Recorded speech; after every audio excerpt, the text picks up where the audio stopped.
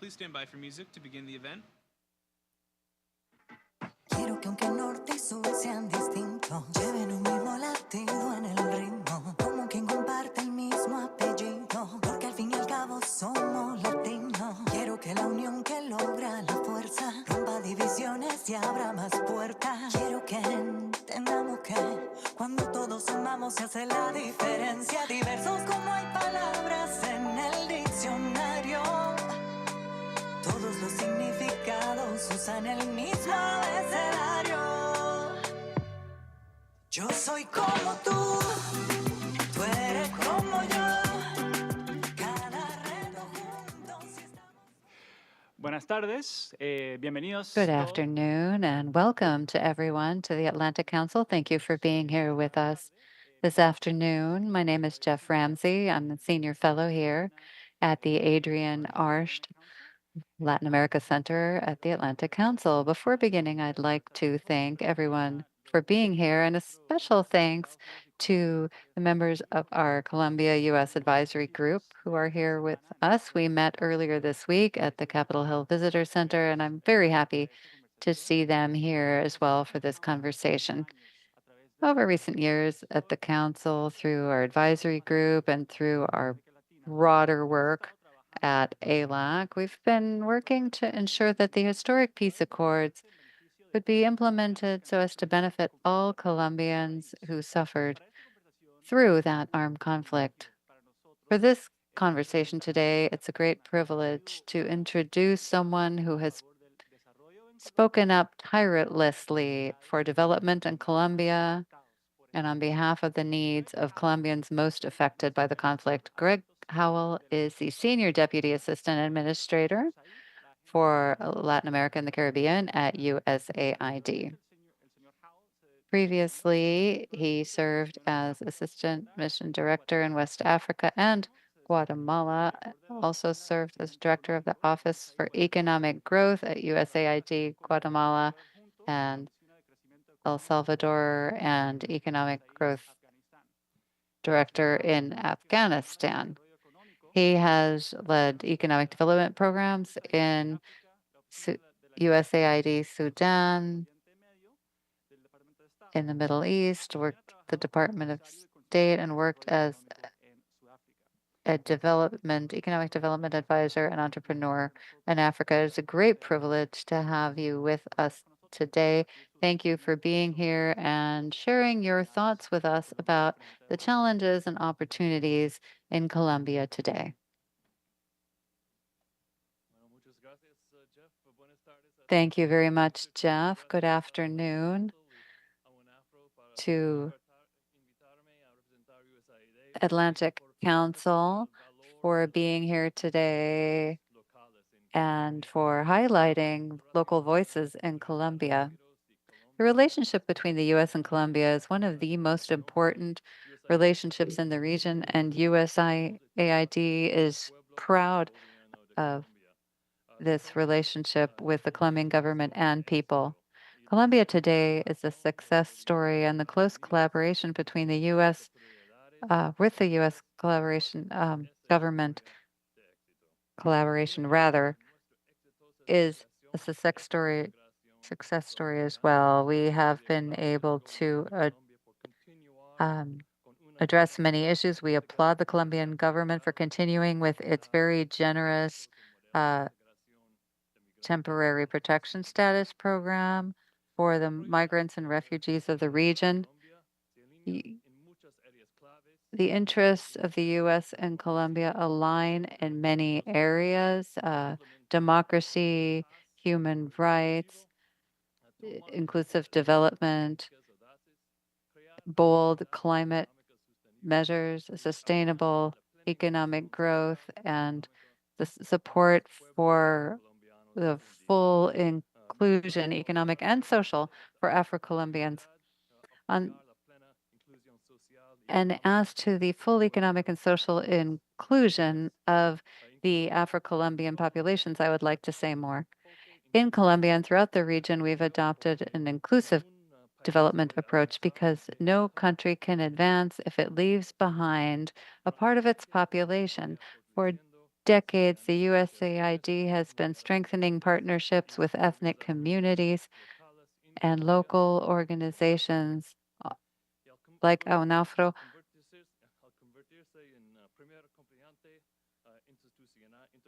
and is a key institutional partner for implementation of the ethnic chapter of the peace accords, encouraging the Colombian government to include all Colombians, including indigenous and Afro-Colombians who for too long have been excluded and who suffer disproportionately from the conflict and the impacts of climate change as well.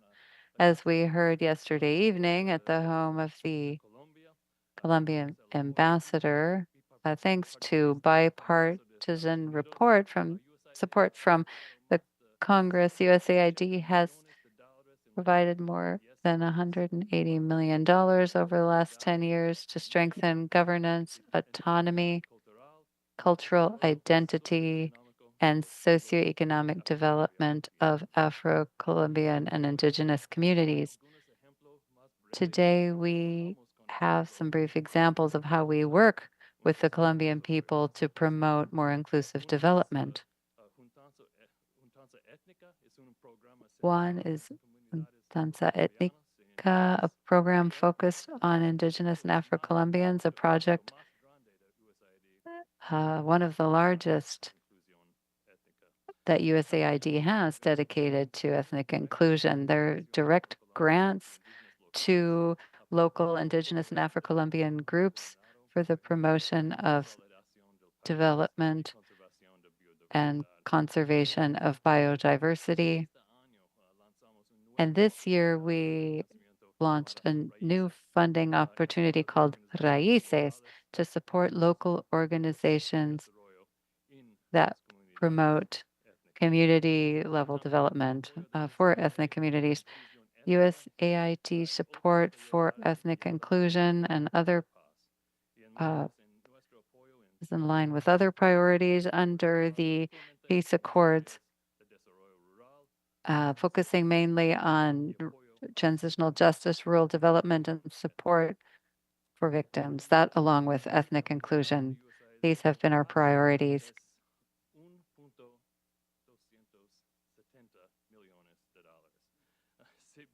We've provided support in to the tune of $1.227 billion over the years. Conditions have improved, and there's been recognition for how our support has been able to unlock additional resources locally to assist historically underserved areas and groups. The challenge in Colombia is to expand the scope of the strong democracy, strengthen economic growth and democracy in rural areas.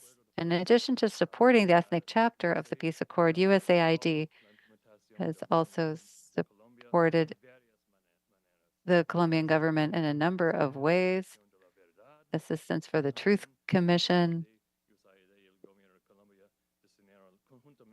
Also, USAID and the Colombian government jointly development the 3T program on titling and transformation to help title land as an incentive for farmers to stop growing coca leaves. And the peace accords continue to be vital to attaining these overall aims. Lastly, for me, it's very important to visit Colombia soon, to reciprocate your visit here, to continue working with our excellent team in Bogota so we may continue our cooperation in the near future. Thank you all for your time and attention.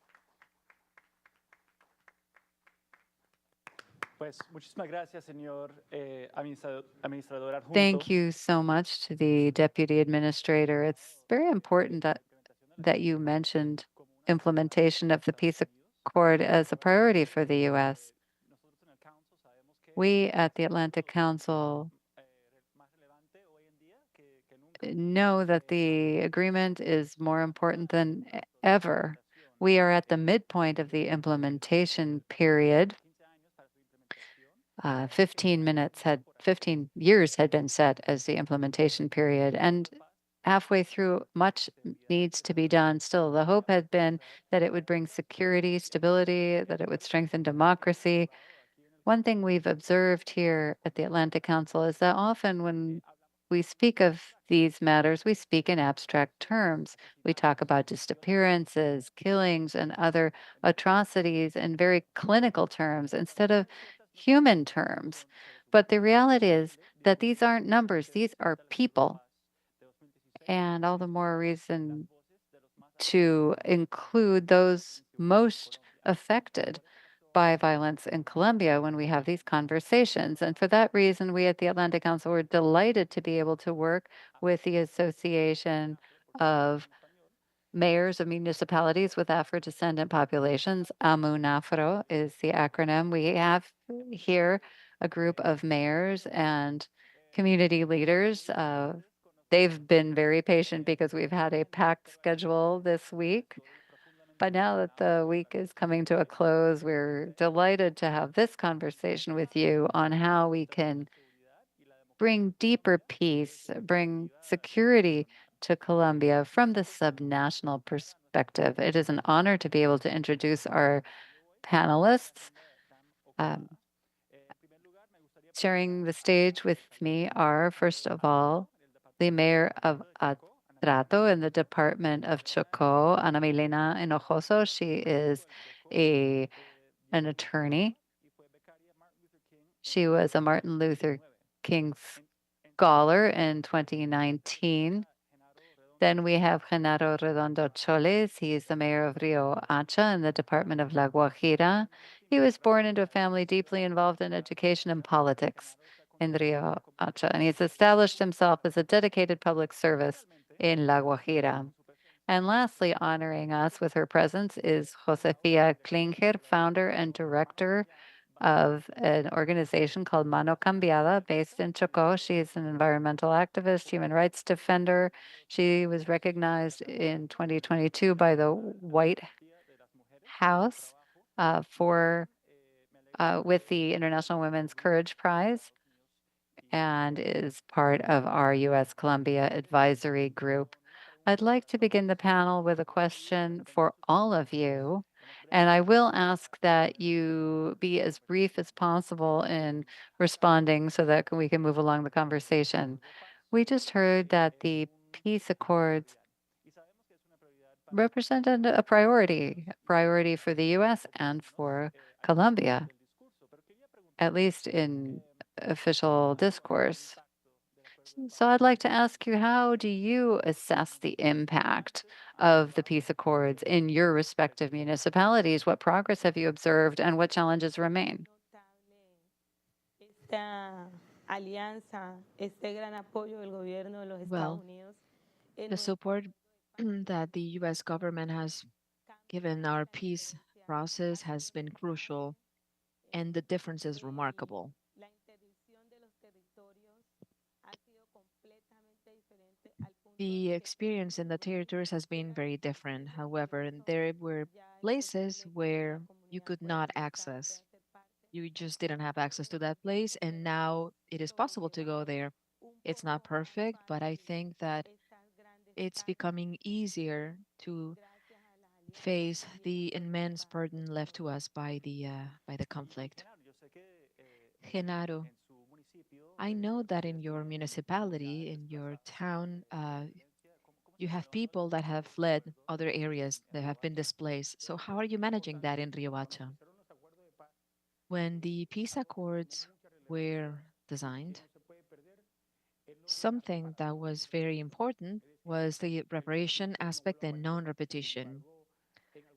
That's one of the most important aspects. However, in some areas in the country, and especially in the north, in Riohacha and the La Guajira department, in some of the indigenous communities, the Wiwakowi, peoples that inhabit the Sierra Nevada areas, have been unfortunately included in this armed conflict. And about 20 years ago, they suffered displacement, and today they suffer displacement again. And that's what we want to talk about. Within the conversations about the peace accords, we need social development to percolate the community. We need the conflict to not repeat itself again, because if it happens, then we'll go back to the past, and we don't want to do that. Josefina, what do you think? What's your take for El Choco? When the peace accords were signed, the signature was a political fact and it was necessary. However, peace building is a personal decision and is a shared responsibility, especially if we want that peace to hold in peripheral territories. The peace brought on a lot of tourism because the collective imaginary changed and a lot of people believed in a different Colombia, but now we are dealing with another challenge, which is that crime reinvented itself. And I'm going to give you an example. We always had paramilitary and guerrilla presence, and yet they never came after me because we always invested in something different, which was tourism as ways of creating visibility. However, when we started changing things, I received threats, and I don't know if it was the guerrilla who sent those threats or someone else. That was the first time. And so we insist on the fact that the territory is ours, but the war is not ours. And as leaders, we are going to keep working towards peace, towards hope. And well, we knew this was not going to be an easy endeavor. And obviously, criminal structures are not going to be expelled from the territory easily. Well, thank you so much for everything you do. Mayor Hinojoso, we know that in Atrato, your population has certain traits that makes it different from other towns and other municipalities from which we're going to hear about today. In fact, the impact rate of the armed conflict is amongst the highest in your municipality, amongst the highest in the country. However, that impact rate has decreased since 2020. What specific steps were undertaken and are responsible for for these decrees, despite the fact that armed groups proliferated? Well, this is what Josefina said. We have a reality that we live every day. We have suffered many horrible situations. We have been victims and we have been displaced. And the San Juan area, we receive a lot of people. And we have a choice. We have the choice of seeing this differently and offering something different. And instead of talking incessantly about violence, talking about something else and investing in education, in social policies, initiatives that will shift the narrative from the mindset of constant conflict. Our professionals have also been trained, they've left the territories, and they've been able to see other places and take opportunities in other places. And this is this is a difference. And that's why we need to keep investing in the people in the community. We can't just get stuck in the perspective that violence is all we know and that all that we will ever know. No, we need to exert what little power we might have to change that mindset. Over the last few meetings, we've met with a lot of decision makers here in Washington. From your point of view, Mayor, what should be the role of the international community and the U.S. in helping you tackle those challenges? Well, in these meetings, there's been one important topic cropping up again and again. And in the case of the Department of Choco, it would be very important to include 18 municipalities that were not included in the PDET policies or designations. We know that El Choco has suffered a lot because of the armed conflict, yet only 12 of its municipalities are part of the PDET program that was created as part of the peace accords. So nos ayuda we would muchos love de estos territorios for the que US to quedaron help por us fuera include del municipalities famoso that were left CDE y out demás of the para que famous puedan SOMAT aliviar and cargas porque PDET pues todos estamos en el so that they territorio, will hemos be vivido brought esta onto the same page experiencia, because la we hemos live in that vivido, territory la with vivimos witness nosotros violence, we y suffer hemos it, sobrevivido we con keep ella. Entonces living in that políticas reality, deben and aplicar para todos. policies, I think, should be the same for all of them, all the municipalities.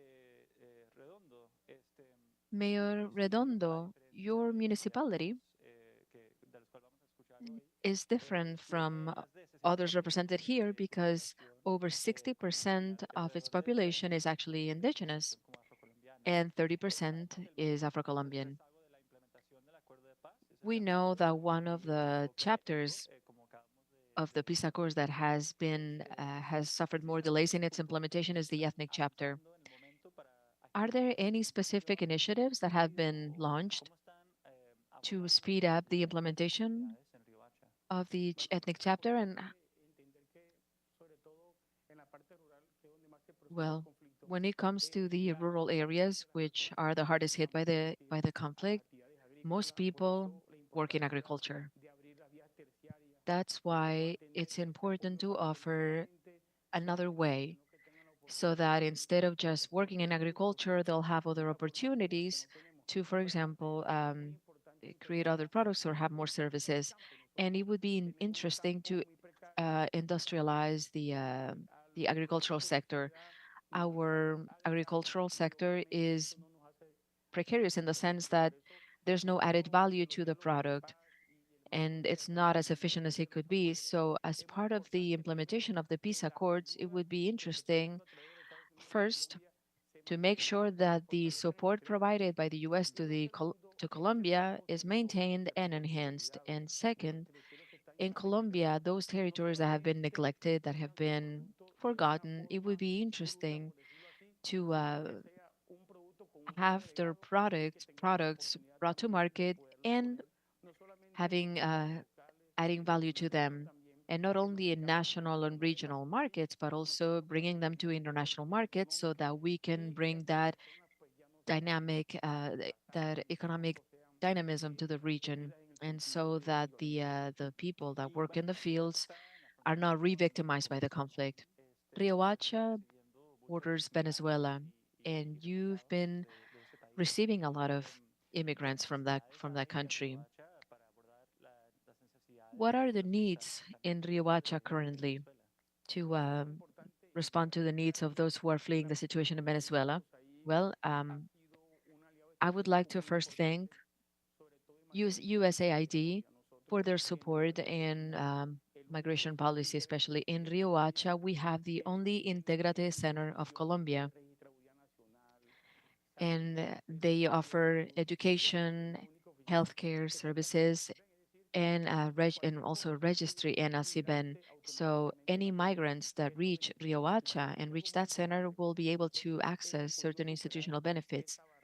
And we've been able to break through the barrier of xenophobia.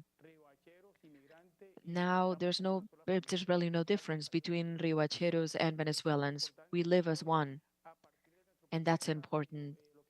And as part of our development plan, we are going to be working so that people who live in Riohacha as part of the regular population will benefit from some initiatives that we're going to launch as part of a plan called Familias Presas, which through seed capital, these people will be able to launch their own businesses.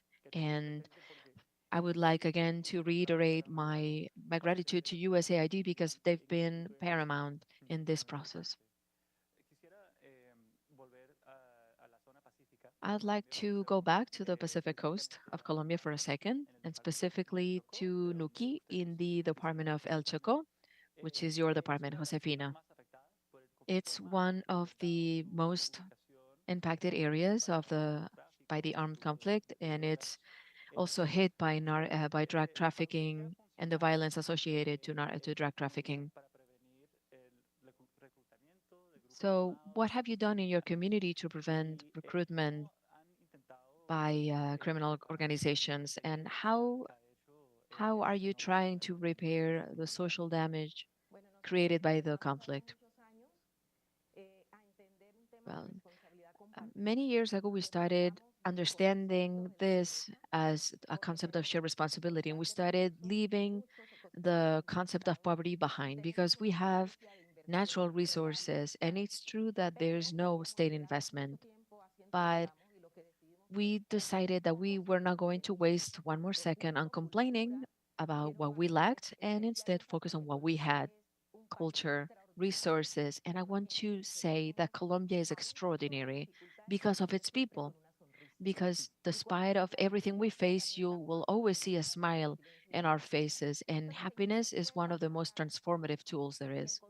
So what we did is we just decided to launch a different way of seeing the world and invest in our nature because the world is looking for nature sanctuaries and places where culture still thrives, places like ours. And we invested in tourism, understanding tourism and as an ecosystem, as a holistic solution where you can do cultural management, you can change the narrative by positive PR.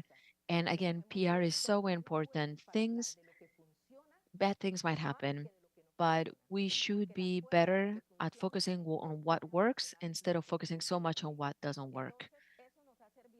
So that worked really well for us.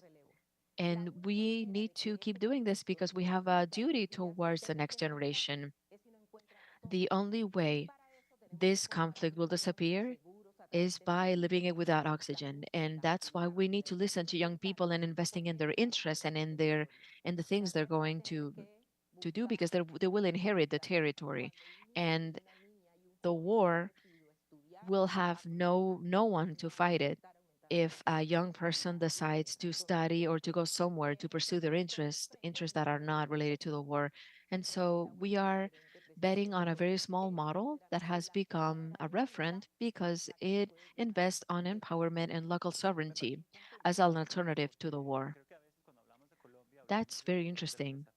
Sometimes when we talk to Colombia, we talk nonstop about its challenges. But something that I was very impressed about during your meetings is that when you talk about your municipalities, when you talk about your towns, you see a lot of opportunity. And I think that's it's important to underscore that in these conversations we're having. And so we don't have a lot of time left, but I would like to hear from each and every one of you. Which do you think is the biggest opportunity in your municipality? And what should the international community know about the territories you represent?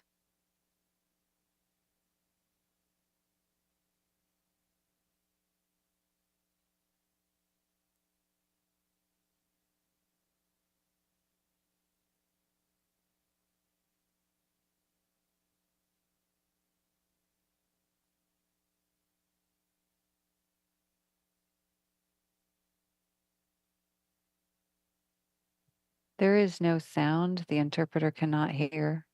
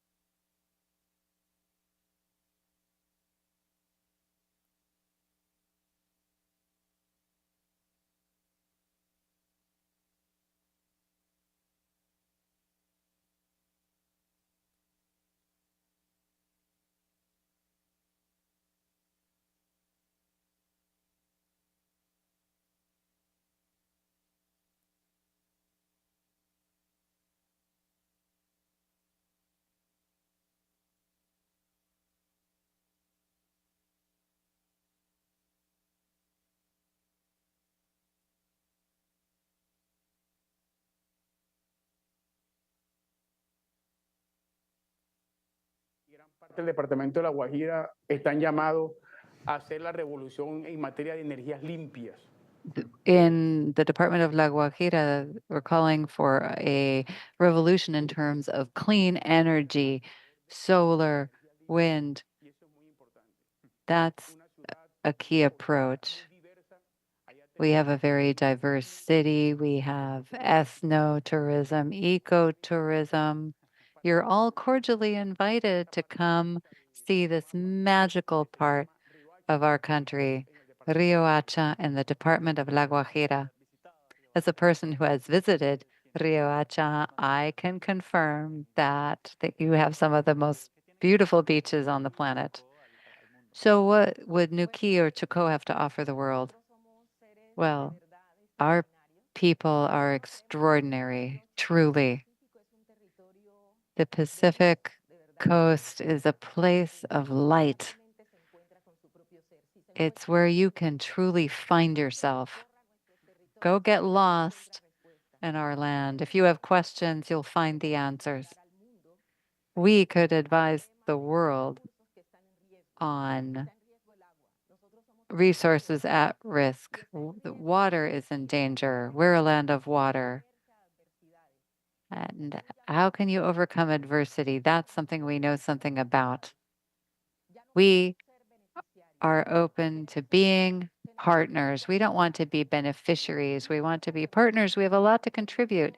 And one thing that I really appreciate about this agenda is that it's very rare that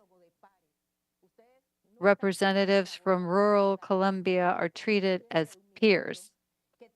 Normally, you're meeting with ministers who are operating in a different orbit, but we work on the ground and we eat and breathe and live locally. So invite us more often.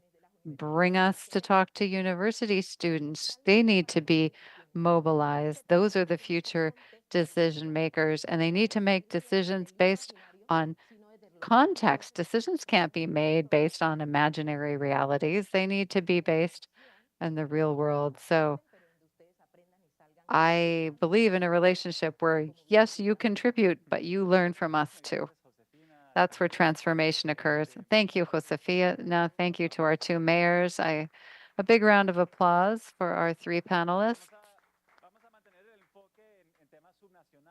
Now we're going to continue with a sub-national focus, but turning now to our second panel on economic development, and that will be moderated by our Vice President and Senior Director. Thank you very much.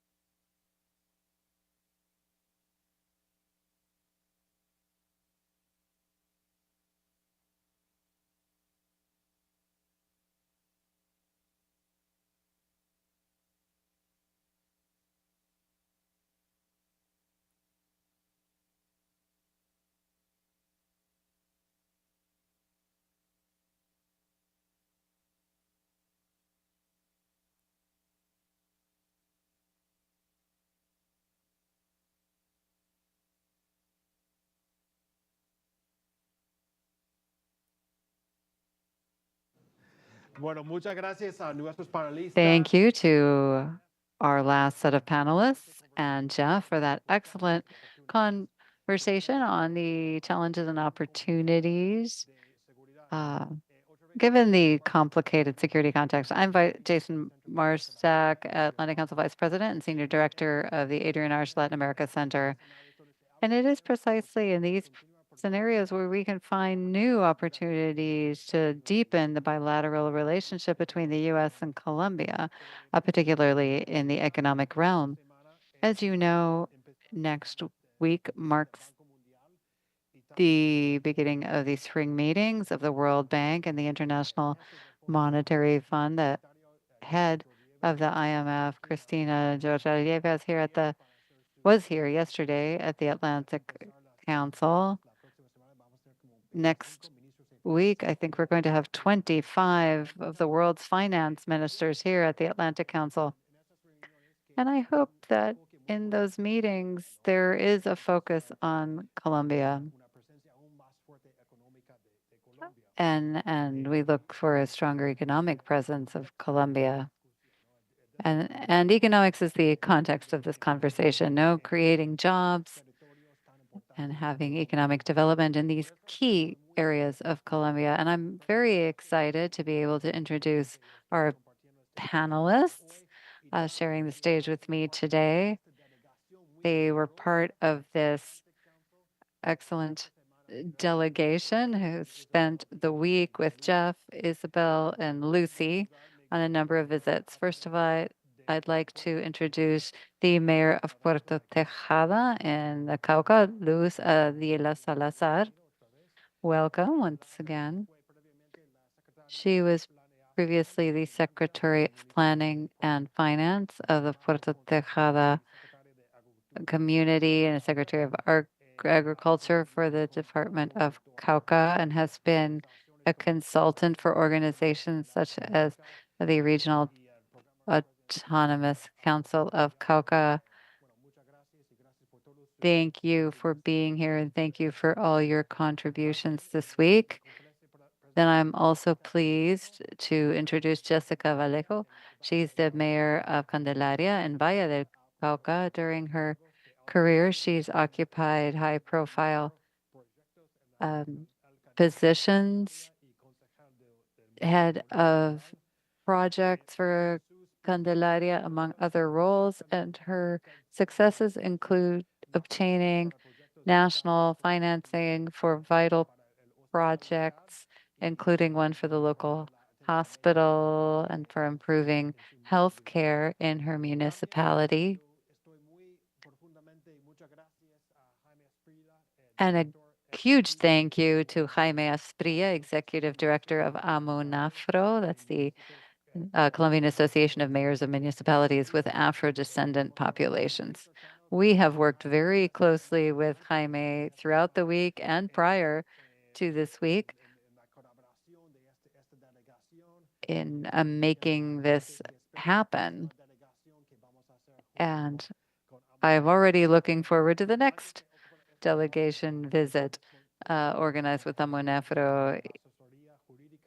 He was, prior to his current role, the head of the legal advisory office at the Ministry of Environment and Sustainable Development in Colombia, was also the general manager of welfare in Valle del Cauca. Now we have about 20 minutes for this panel. I have a couple questions, but if any of you out there have questions, those of you here in our studio, or if you're participating via Zoom, you can use askac.org to send us your questions, and we'll see if we can incorporate them into our discussion. I'd like to begin with the same thing we ended with before. Let's talk about opportunities in your municipalities. Let's begin with our two mayors. Economic development, job creation, that is job one. Could you share what the most important economic opportunities are for you? Where do you see the greatest potential in your municipalities? And along those lines, what economic policies have you found work to achieve what economic development gains you've been able to achieve? Let's begin with Mayor Salazar. Well, greetings and blessings to all of you. We have agricultural industry, which happened after a law that was passed after an avalanche. And thanks to that law, we've developed industrial zones, and they've now shifted into free trade zones. And it has been important to have that industrial development that has brought jobs. And we are working with the companies to improve training for our people so that they can develop their skills and get better jobs. And we're working with them as well for development and for linkages with small and medium-sized businesses in the area. We want capacity building. We work with SENA and the universities so that our people can be employees of these companies or can start their own businesses. We're making a huge effort to network and find resources from organizations like USAID to promote micro business too. Trade is important too for us. We have a largely Afro-descendant population with great cultural knowledge, and there too we are trying to launch micro enterprise in these areas. Could you talk a bit more about the role of the U.S.? Because you just mentioned USAID. What has the U.S.'s role been? Could you provide more details on what their role was in creating these jobs? Well, there was a USAID project supporting rural Afro-descendant communities and their development.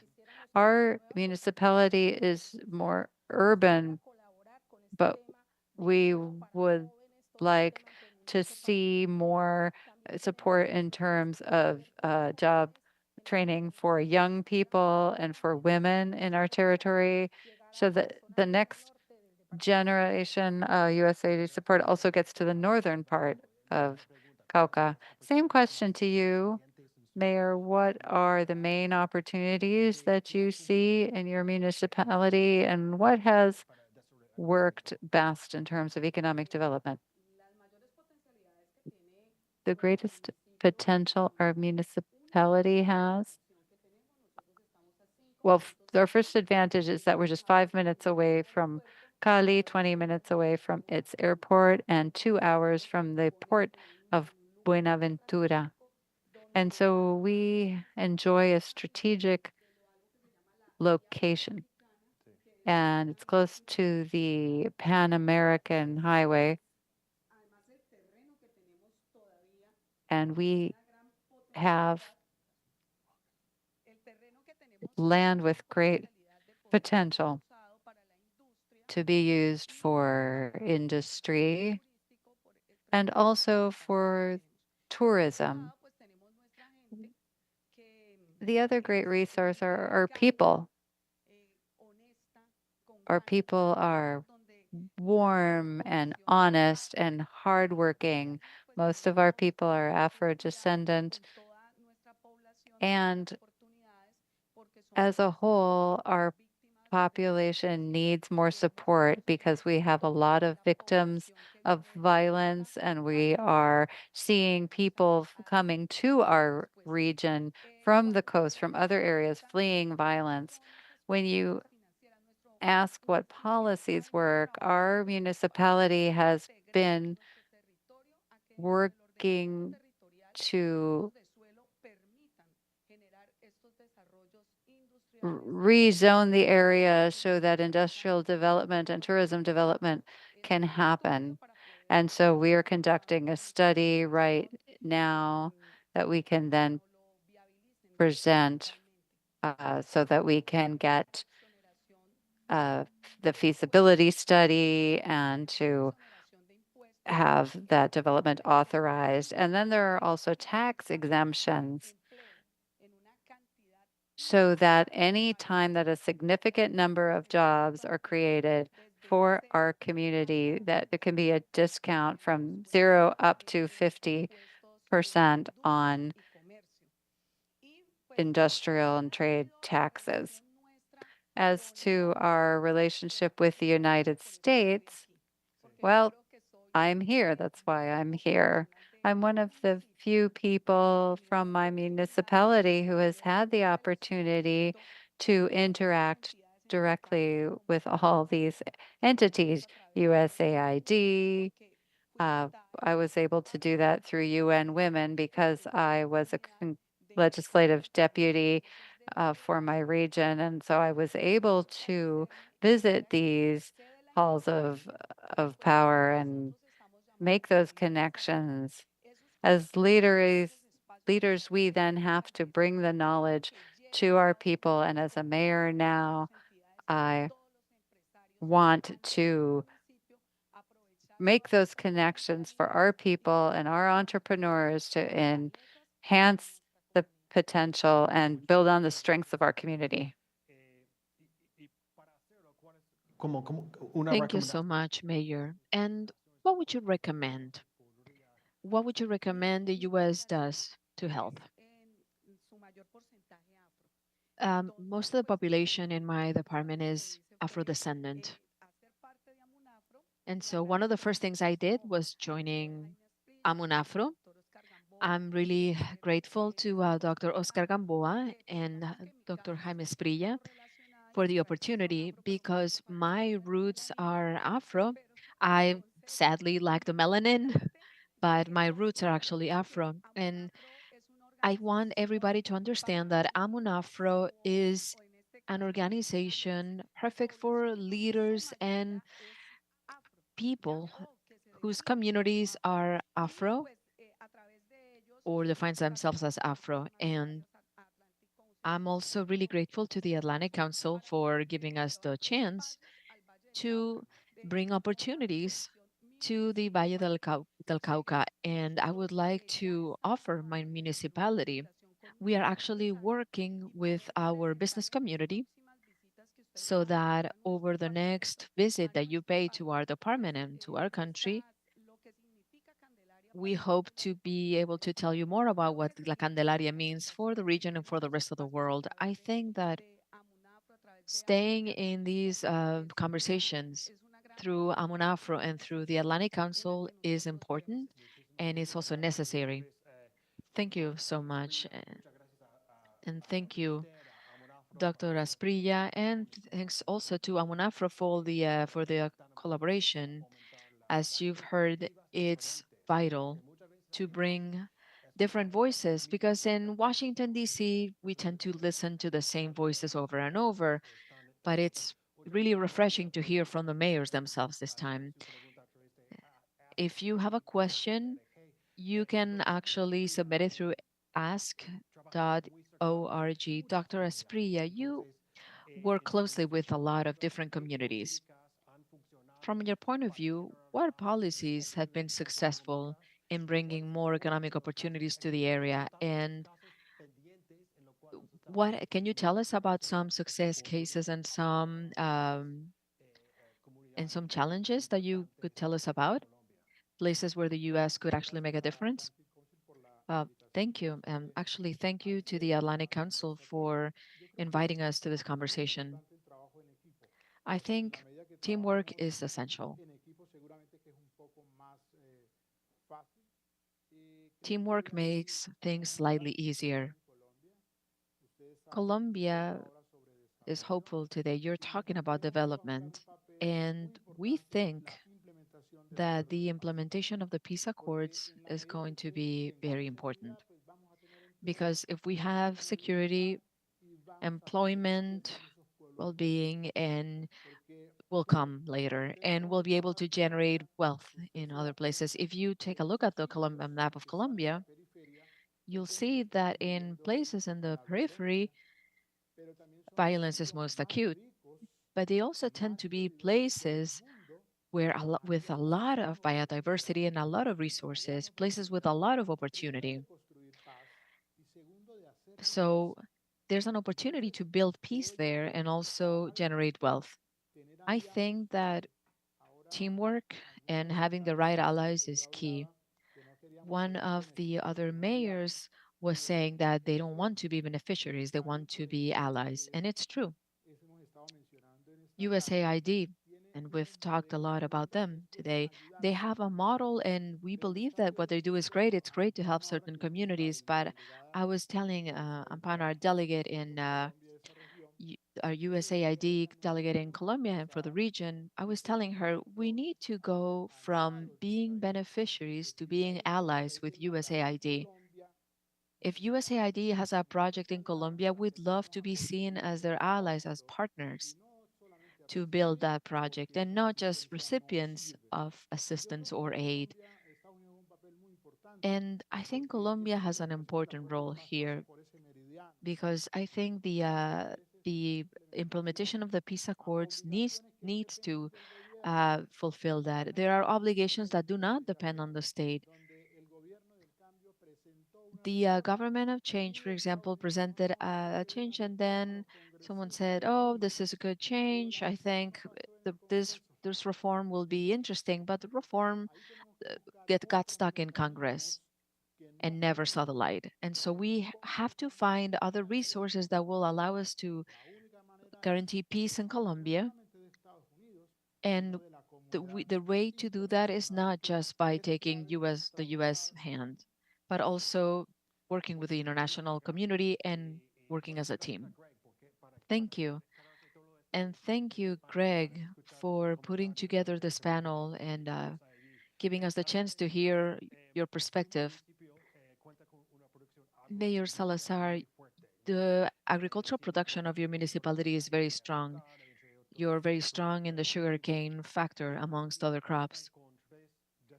And you have three industrial zones. How has your community benefited from this zoning as industrial area? And my second question would be, have you been able to see an increase in investment in Puerto Tejada thanks to this rezoning?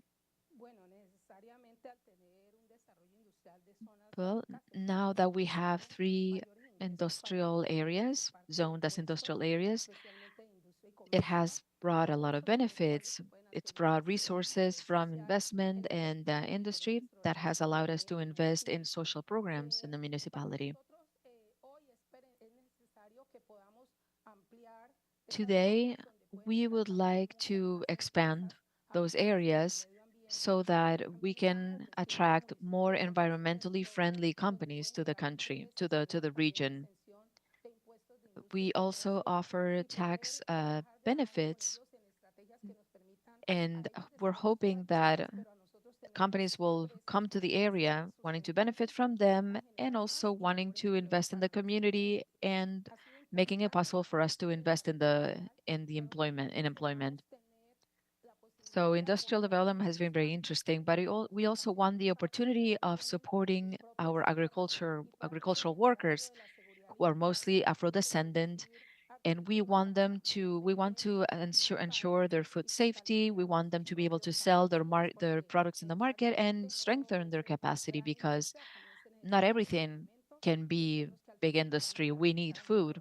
Food is what we need, for sustenance. So I think that development was very important, and we want to keep expanding on it with companies that will invest in the well-being of our territory. We we have a lot to offer, and we want to partner up with some companies to, for example, fight against the pollution of Rio Palo. It's a river that is one of the tributaries of the Cauca River. We want to take advantage. We want to make the most of the visit of the U.S. to move forward and see if we can transfer technology to our territories to clean our rivers and attract more environmentally minded companies. Mayor Vallejo, you mentioned before that, uh, sorry, Candelaria, you mentioned that Candelaria, no, I know that we're neighbors. Oh, yes. So you mentioned that Candelaria is ideally positioned because it's right next to Cali. Can you tell us about what it means to be so close to Cali and how the tourism industry, the tourism sector is developing in Candelaria? Because Candelaria also has a very strong agricultural sector. So what's missing in order to attract more investment in the tourism sector? Well, I wanted to tell you that in our territories, there's something that is not quite connecting. We are launching a reform of the education system because our education system is not really connecting with the needs of the market. So in neither in Puerto Tejada nor in Candelaria, we see a good relationship between the education we provide and the needs of the market, the employment needs of our community. Studies that we've conducted reflect that there's an abrupt end to the education cycle. And in order to follow up on this topic, we would love to have the US's support because it would be interesting for La Candelaria to have a a college multidisciplinary campus so that education and employment will be matched and it will work towards peace. That's what we need. Candelaria Candelaria has touristic potential that is lost. It's located in a sector, and I'm sure that you might have heard it. It's very famous in a song by the Grupo Nietzsche. The bridge over there, Juanchito, and that's where Candelaria is on the other side of the other side of the bridge, and there is a lot of potential. We have three wetlands, we have bird watching. We would love to bring back a lot of things, the history of salsa, for example. We would like to build a museum that tells us the history and the significance of the carnivals, the Juanchito carnivals, where the Sonora Matancera, Celia Cruz, and all the luminaries of salsa, they all performed in Juanchito. And if they didn't sing in Juanchito, they dance in Juanchito. And so it's so important. There's actually a myth. They said that in Juanchito, oh, they said in Juanchito, they opened a club during Holy Week, and the devil showed up, and the owners of the club went to talk to the newspaper and said, please retract what you said. And then the Juanchito newspaper said the devil takes it back. They're not going to. They don't, they he didn't show up at the club. We're actually going to hold a reception, and we can keep talking about the club. Now I would like to give it over to Jaime. Jaime, I got a question. I'm going to read it. There's a lot of interest in investing in the development and employment of Afro women in Colombia. What is being done to include Afro descendant men that have also been affected? Well, I think that in the development plan of the current administration, there are a couple of provisions. I'm sure you've heard about a very interesting, a very important institution in Colombia, which is the Institución de Activos, and they had mafia assets, basically. What is the current administration doing? It's taking those assets, gotten and giving them to popular associations, to women, to foundations. And Amunafro is proof of that.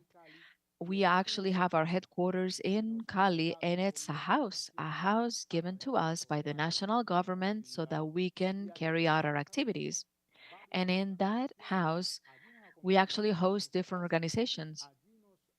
We are, so here we have even Peruvian institutions present in the house. So I think that was very important because in the development plan, there's a figure called public and popular associations. And usually when you say PPA, you think, oh, it's a public and private partnership. But in this case, it's public and popular partnerships. And this is important for the country. there's also something called a Junta de Atención Comunal. We didn't have this in the past, and now, under the current administration, they're using that initiative to give resources to the different small organizations, based grassroots organization, and helping to foster development by giving them, endowing them with certain resources. Before that, those resources were sent only to big organizations, to the wealthy. But now those resources are percolating into the middle class.